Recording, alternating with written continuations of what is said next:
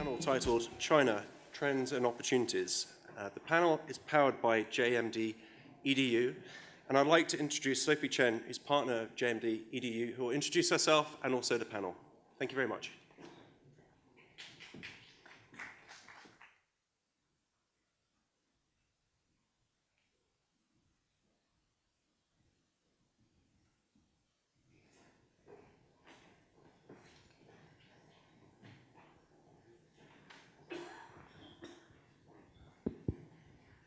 Good morning, everyone. Hello, sit down, our panelist. Okay. Good morning, everyone. It's been really great to be here. Thanks very much for coming to the panel on China EdTech. My name is Sophie. I am the partner of JMDedu. So we are the leading information source and community platform of education technologies and innovations in China. So what we do is we are the leading business blog and databases for edtech startups and investments in China. So we are profiling edtech projects as well as talk about market insights and trends in education technology globally as well as in China. At the same time, we are also a major event organizer in China on education technologies and innovations. And we do reports and consulting services to support the ecosystem. It's very great to be here today. So as we are talking about China, I actually want to first throw a question to the audience. So do you know how many K-12 students are there in China? Have a guess. Have a guess? Anyone? 100 million? What else? 250 million? Yes, exactly. So actually, there are 200 million K-12 students in China and 260 million K-16 students in China. So it's a really big market, and Chinese parents is very pay really attention on their kids' education. So normally, family spends more than 20% of their family income in education. So it's really big market, no need to stress. But at the same time, Chinese market is very unique in its own sense and very mysterious. And so we hope to utilize this 30 minutes to give you an idea and hopefully provide some insights in China's education market. So we have a wonderful panelist here, and I'd like to have them first to say a few words about themselves and their stories with EdTech. So maybe starting from Mr. He. Hi, I'm He Qian from China. My company's name is EEO, which is Empower Education Online. Big name. Thank you. Thank you.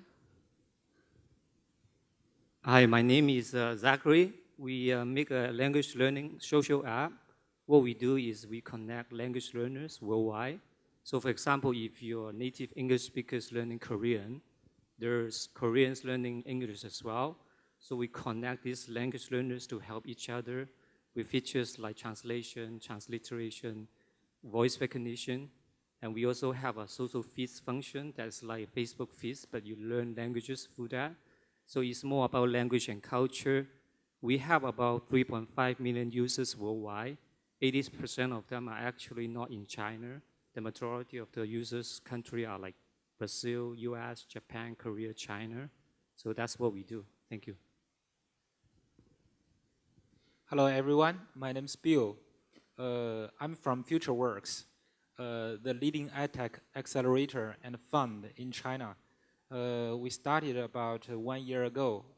3 of us were originally serious entrepreneurs or senior executives in New Oriental and TEL. New Oriental and TEL are listed companies in New York Stock Exchange. And we operate like a Y Combinator in EdTech China. We invest 3% or 8% at a fixed valuation of about 100. I'm sorry? It's hard for me to change from RMB to US dollars to pounds. About £1 million valuation. And we will give them a three months acceleration because we have a lot of advisors. We are basically a founders fund. Our LPs includes the 20 more Chinese successful EdTech entrepreneurs. And after 3 months, we will link them with the top-tier VCs in China. And by far, we have invested about 30 EdTech startups, and some of them has already growth to a valuation of. Still another math problem is about. I will use dollars. It's about 50 million US dollars. The valuation grows very fast, and I attended this conference to learn about the EdTech Europe and to find opportunities between China and the global market. Thank you. Hello everyone, I'm Xuening Liu, and you can call me Bai. Now I'm the CEO of JMDedu. So about our company, Sophie have introduced, okay? And it's our pleasure to lead the delegation to London to communicate with you, and hope our communication will very well. Okay. Okay, great. So we will have perspectives from the investor as well as the entrepreneurs' perspective on the China EdTech. So actually, we know that China's education market is really different from Europeans' education market. So I'd like first to throw the question to Liu. So what are some of the points of the differences between Chinese education market and European education market you would like to share with the audience? Okay, just as Sophie said, you know there are so many students in China, and about 200 million students, and so the number is very large, and in China, nearly every family, the parents pay more attention in education, and they will spend about 20% of their family income to the education for their children.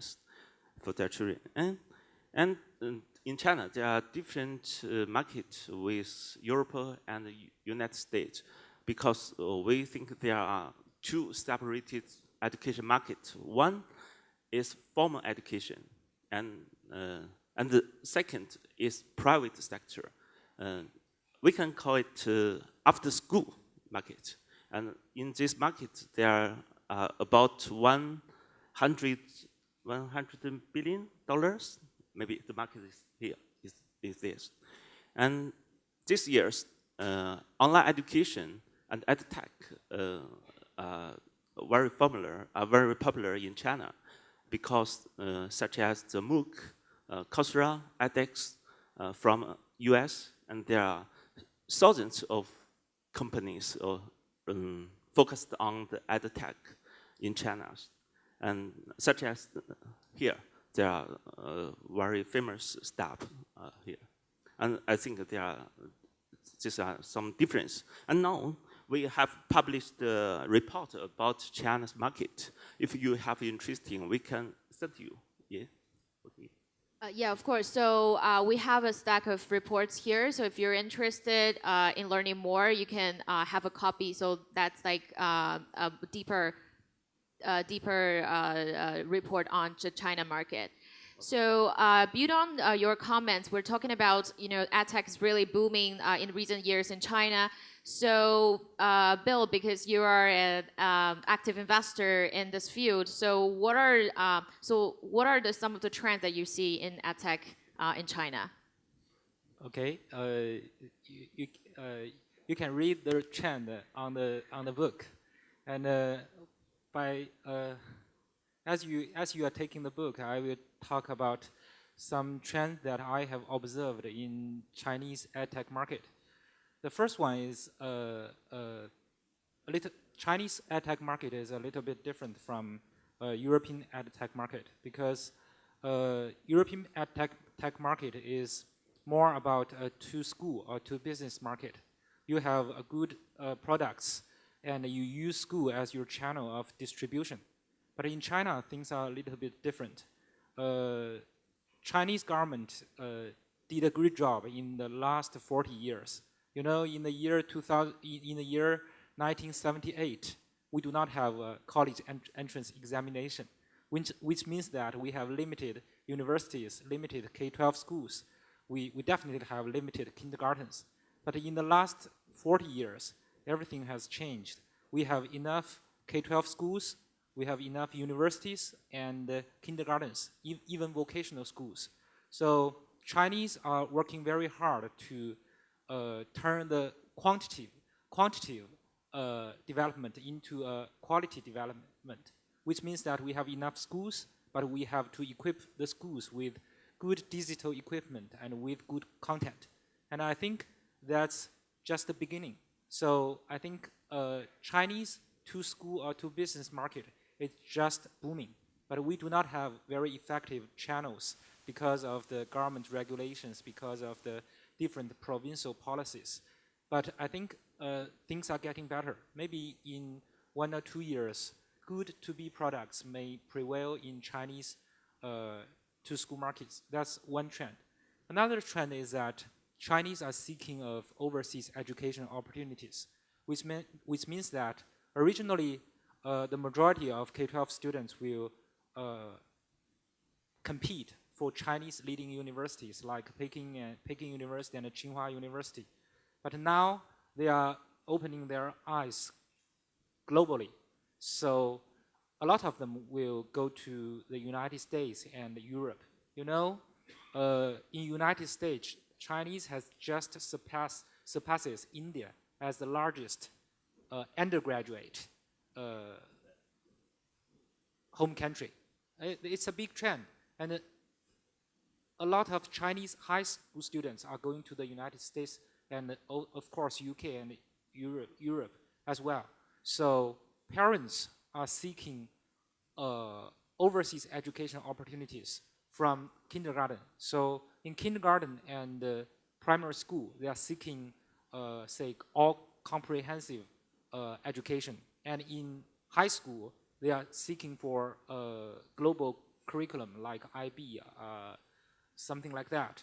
That is the second trend. And the third trend is that we are working on the very early stage investment. So we are seeking more opportunities in tech innovated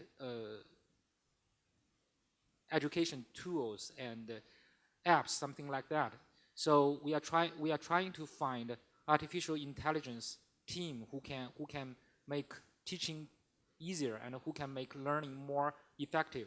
We are also looking for teams with neuroscience and brain science background who can better understand how students can learn faster. So I think those are the three trends that I've observed in the last 2 years. Yeah, thanks, Bill. So actually, I'd like to draw on the comments of the last two trends, and it's very related to with our two entrepreneurs here. So the second trend is talking about more and more Chinese students are going abroad to study or seeking more international education, and English is, of course, one of the foundations to do that. I know Zachary is in the language business, so could you share with us a little bit about the language learning in China? Oh, okay. I think most of the users in China, they learn English. That's the most popular. From our own data, about 70% of them learn English. And then next comes Japanese, which has about 15% of our users learning Japanese, and then Korean. And then followed by French and then Spanish. And the trends we are seeing now is one-to-one online language, like education is taking off in China over the last 2 years. And then that trend is with like call centers from Philippines or with teachers from US and Europe as well.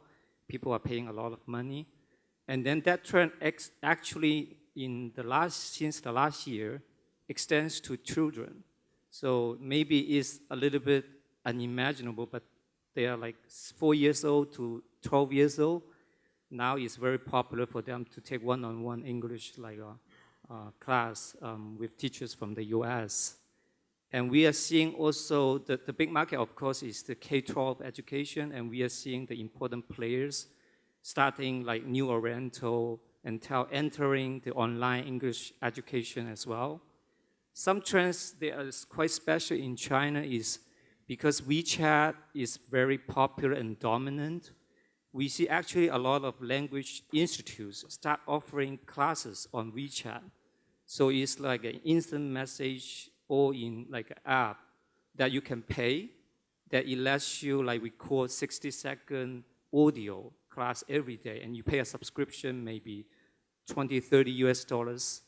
And there's also live class being offered on WeChat groups or one-to-one. So you can imagine you have class 3 times a week on WeChat, and then it's on instant messages. So it's not live, it's not live chat, but back and forth. So these are the trends that we see in terms of language learning in China. Thanks, Zachary. So as Zachary was talking about, mentioned that one-on-one live English learning is kind of taking off in China.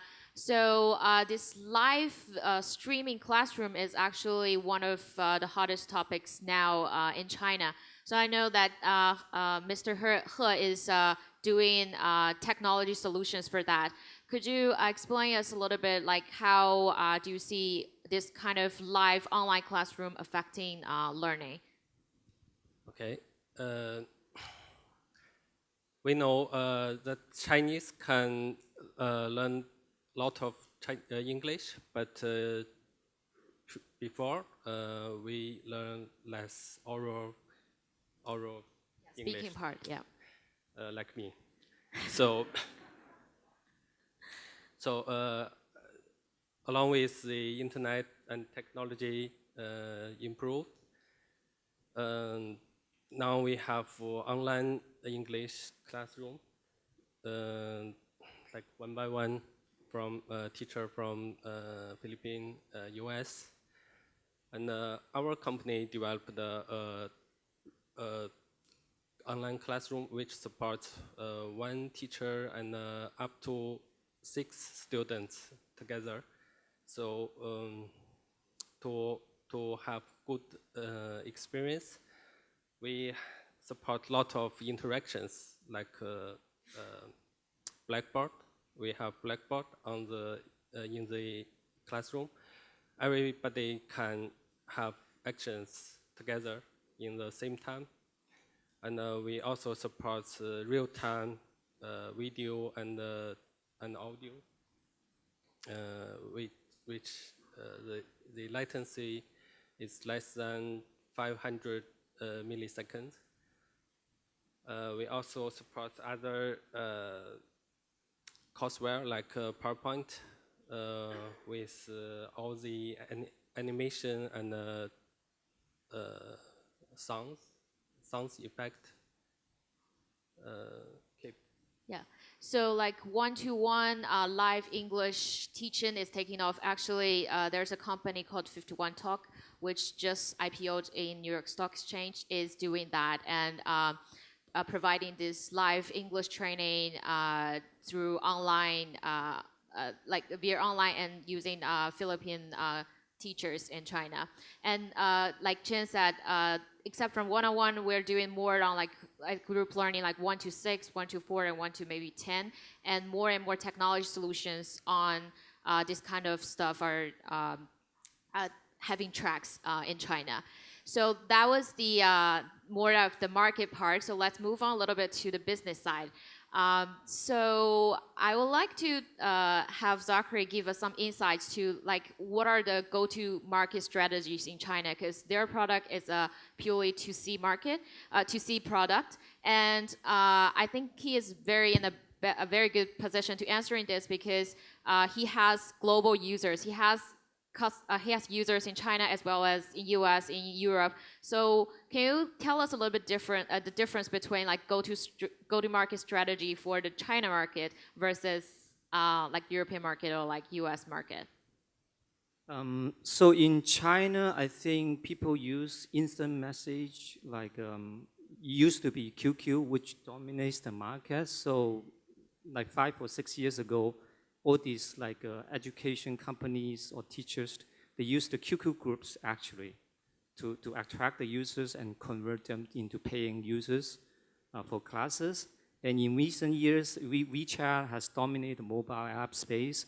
So WeChat has this content account where you can publish your content and have people subscribe to your content. And they will make really big content account to attract users and then convert them into paying card users. And that's what they do. And since last year, because live broadcast actually has become very popular, since Periscope appeared.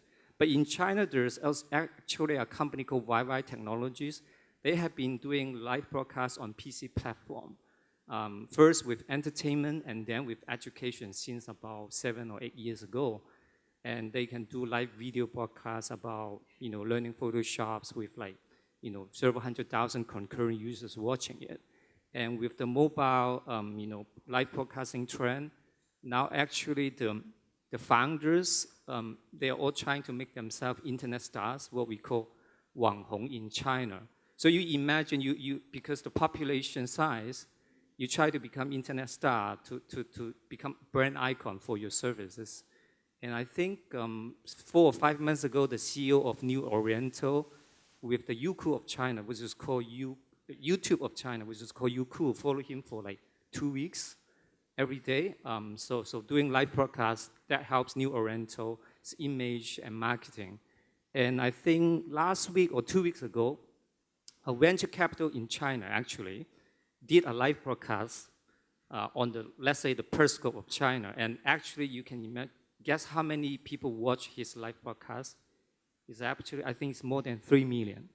So it's not like a movie star or entertainer. It's like a venture capital person. So that is the trend in China is they use social media a lot. They use different kind of methods, including entrepreneurs trying to make themselves famous just to lower the marketing costs.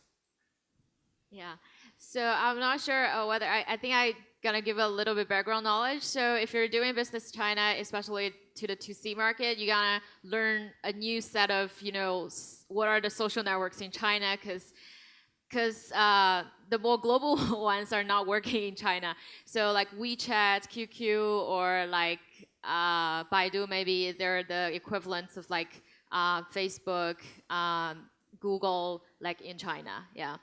So actually, I want to ask, so we're talking a lot about those booming activities in EdTech in the recent years. So actually, in 2015, we have statistics that there are more than $2 billion pouring into EdTech in China, and overall more than $3 billion in the last 3 years. So I would like to ask Bill. So why do you think capital is flowing into EdTech in China, and how do you see its role in its development? First of all, Chinese education company has successful exits. As the New Oriental went public in 2006, its original stock price was only 10 to 20 US dollars. But now it has been divided into 4, and how much a share? It's about $40 per share, which means that it will equals to about 160 US dollars per share, which means that in the last 10 years, the New Oriental stock has brought its early investors tenfolds of return. Also, another K-12 giants, TEL Education, is a K-12 leader in China, and it went public in 2010. And now 6 years passed. Its stock price is now about 55, but the IPO price was only 10. So these two companies has brought the early investors or even stock market players great returns. So which brings the capital some confidence in investing in education company. But recently, in the last 2 or 3 years, starting from 2013, the trend starts in the United States, I think. It's by the large funding of a company called Coursera, the The MOOC platform, right? Yes, I think they know Coursera, yeah. Yeah, Coursera, you know Coursera. And within a year, Chinese has a large investment in online education. And only 2 years later, it's last year, 2015, we got our first unicorn. It's billion dollar company, but it's still not get IPO, but its valuation is $1 billion US. So this gives the capital confidence in investing in edtech startups. And also, you know, it's something about Chinese local market. Chinese stock market is called A-shares stock market.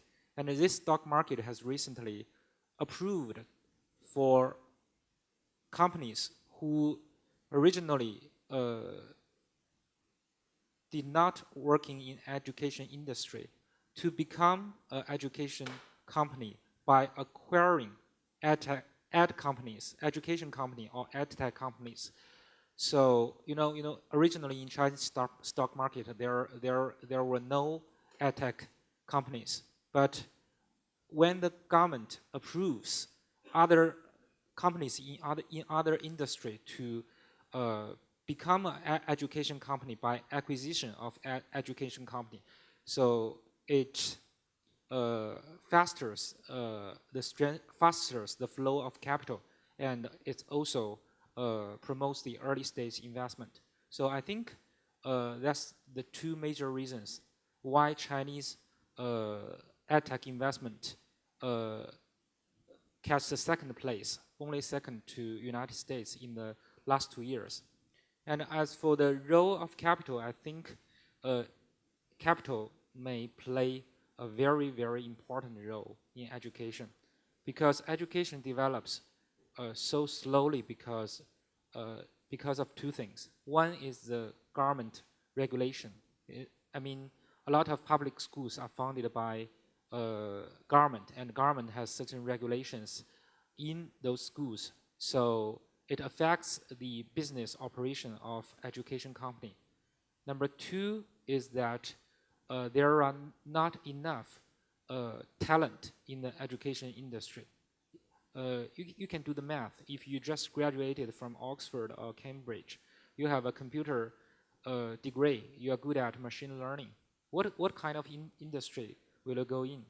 Here in UK, you will definitely go to fintech, because the government has a relative loose policies, and you can try a lot of innovations, and the pay is well worth it. So the first tier talents will not come to education. It's a worldwide phenomenon. But I think things are changing. After all the basic constructions are done, three major investments of family are education, healthcare, and saving money for financial service for the older people. So education is definitely a very large domain of family spendings. So I think with more talent coming into edtech industry, education companies will grow very fast. So I think capital may play a very vital role, because capital is sensitive. If they sense the opportunity in education industry, they will first invest money in it, and the higher pay will draw in the best machine learning engineer, the best neuroscientist, the best talent. So I think maybe globally we should first draw attention to the capital as education industry as a whole, and then we can expect the faster development of education industry. Actually face similar issues. I believe like education is very interesting because it's universal in a sense, because like humanity needs like education, but it's in another sense it's really like local, because Chinese education system is so different from like European or UK education. So my last question to Liu is talking about more like partnerships. So we've been talking about a lot of China education innovations, and we are here seeing so many European education innovations. So what are your insights on the cross-border partnership between China and Europe? Okay. First, I think the mission of our JMDedu is to help the ecosystem of education in China as well as globally. And there are three ways to build the cooperation between China and Europe. First is to bring the Europe products to China market. And the second is select Chinese products to Europe. Maybe some is the hardware, maybe some is the tools. And the third way is such as Bill said, there are many investors in China. And I know that there are some companies have get their money financing from China. So these are three ways. But I think before that,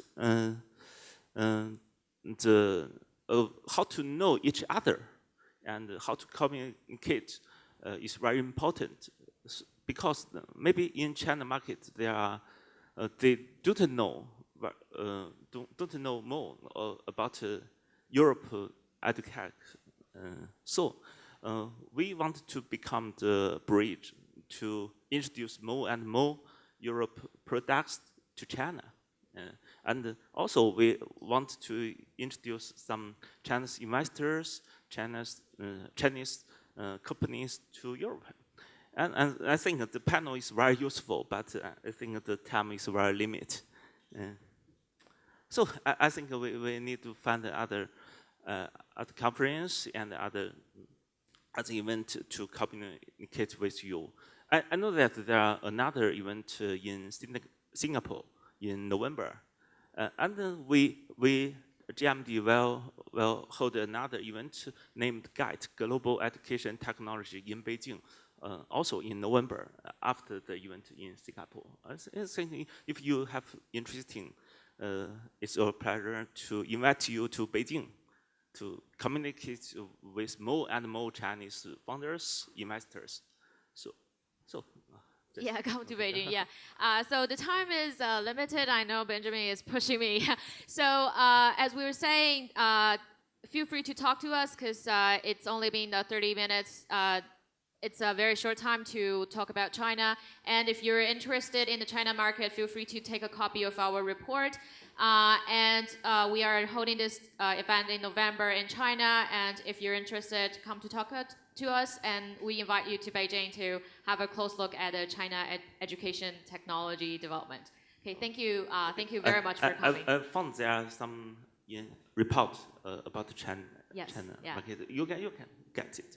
Okay. Yeah. Okay, thank you very much.